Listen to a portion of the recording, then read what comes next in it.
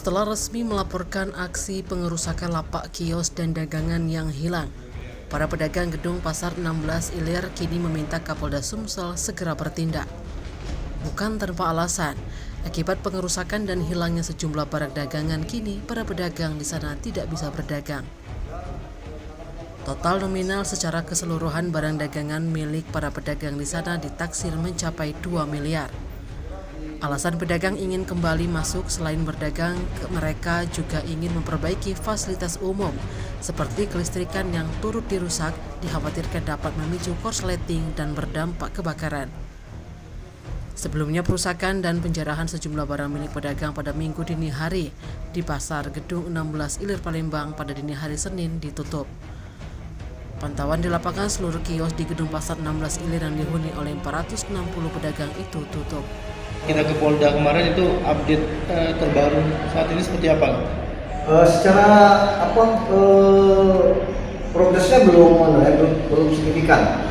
Karena sampai sekarang kan seharusnya kan ada olah TKP dan misalnya dari tim Inafis kan terkait dengan TKP itu kan ada penjarahan dan kerusakan. Nah sampai sekarang Polda belum menurunkan tim Inafisnya.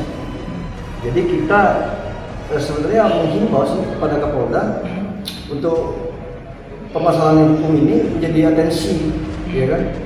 Mesti diutamakan lah untuk segera tim Polda turun untuk pertama agar ada kepastian para pedagang ini untuk bisa berdagang kembali. Kalau sudah dilakukan olah TKP kan, pedagang kan mau membenahi tempatnya, terus untuk berjualan lagi, mau merapikan yang rusak dan begitu kan. Jadi kalau sekarang kan belum bisa apa pedagang, sehingga menjadi kegelisahan juga. Kondisi sekarang pedagang seperti apa gitu?